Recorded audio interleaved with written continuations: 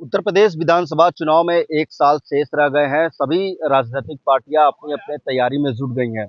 आज 14 जनवरी है। उत्तर प्रदेश सरकार ने 15 जनवरी को अवकाश घोषित किया है, यानी कि 15 जनवरी को खिचड़ी मनाया जाएगा।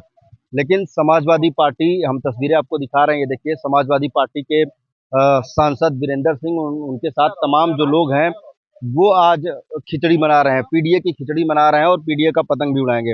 हम उन्हीं से बातचीत करेंगे और जानेंगे कि आज उत्तर प्रदेश सरकार ने 15 जनवरी को अवकाश घोषित किया है। उस दिन 15 तारीख को खिचड़ी मनाई जाएगी, लेकिन आज आप लोग आज के दिन ही खिचड़ी मना रहे हैं, पीडीए की।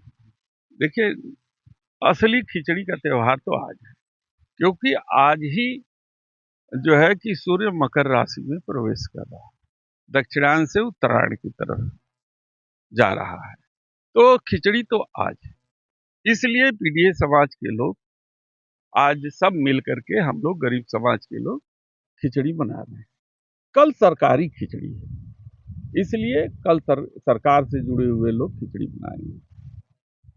पतंग भी आप लिए हैं, पीडीए पीडीए पतंग, और इस पे लिखा भी है बदलने को सरकार, पीडीए है तैयार।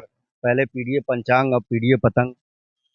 नहीं, पंचांग भी पीडीए है और पतंग भी पीडीए का है। हमारे राष्ट्रीय अध्यक्ष की सोच है कि पीडीए से जुड़े हुए हर तबका, वो चाहे गरीब हो, चाहे वंचित समाज हो, चाहे वो समाज के अंतिम व्यक्ति पे खड़ा हुआ व्यक्ति हो, वो सब की जो पतंग जो पीडीए से जुड़ी है वो आकाश तक जाए।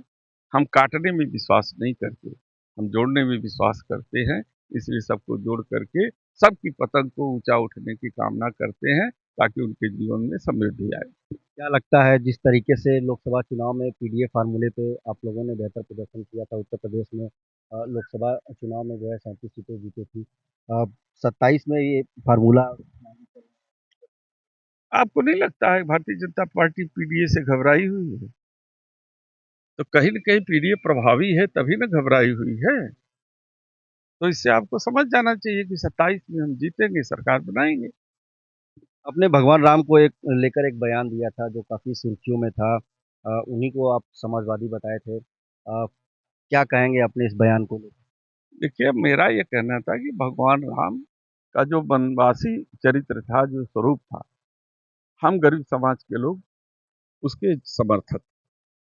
चूंकि वनवासी स्वरूप में भगवान राम ने समाज के वंचित वंचित लोगों को गले लगाया था। उन्होंने जो है निषाद समाज को गले लगाया, उन्होंने कोल भील से दोस्ती की, उन्होंने निषादा गुहा को मित्र बनाया, वो बिल्ली के बेर खाए, किष्किंधा पर्वत पे गए, भगवान हनुमान जी से भी मित्रता की, सुग्रीव से मित्रता की, और जामवंत को लेकर के आगे बढ़े। तो जब जो लोग वंचित समाज और गरीब समाज, जिनकी पहचान हमारे सभ्य समाज ने नहीं रखी थी, वो उस समाज को लेकर के गए, तो हम उस वनवासी राम के उपासक हैं और हम इसीलिए वनवासी राम के समर्थक हैं। मतलब अब जितने लोगों का आपने नाम लिया है, हनुमान जी, जामवंत, सारे लोग पीडीए। अरे, मैंने आपसे बताया ना कि ये लोग को कौन समाज में जानता था। जब भगवान गए, गले लगाए, उनको अपने साथ में लिए, तभी ने हनुमान जी को लोग भी जाने, सुग्रीव को लोग जाने, जामवंत को लोग जाने, तभी न जाने। नहीं तो वंचित समाज के लोगों को पूछता कौन था? यहाँ तक कि उनको न पूजा का अधिकार था। अगर गरीब समाज अपने घर में रामायण कथा कहला दे, तो बवाल मच जाता था।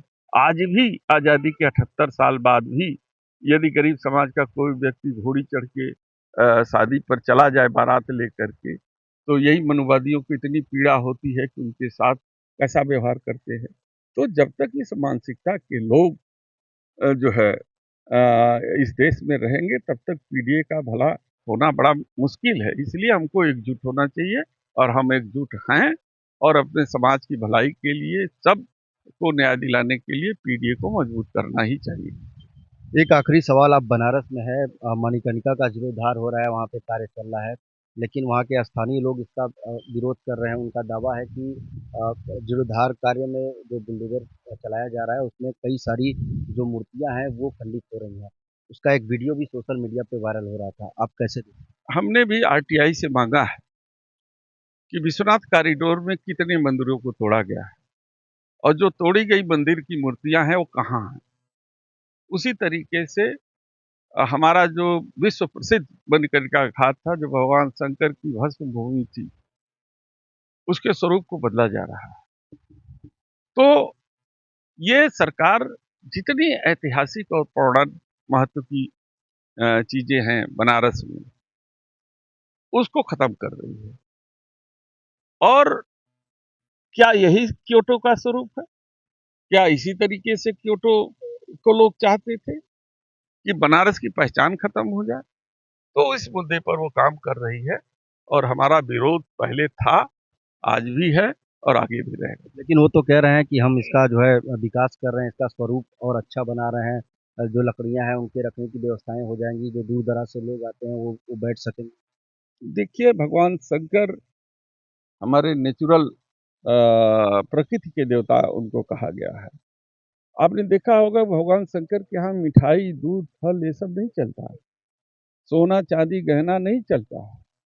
वहाँ केवल जो है कंद फूल, ये बेलपत्र, धतूरा, जिसको कोई नहीं पूछता, उसको भगवान शंकर पूछते हैं। तो जो वंचित समाज है तो यही है ना, तो वंचित समाज के वो देवता हैं। तो जिसको कोई नहीं पूछता उसको भगवान शंकर पूछते हैं। उनको बहुत भव्यता से जरूर मतलब नहीं है।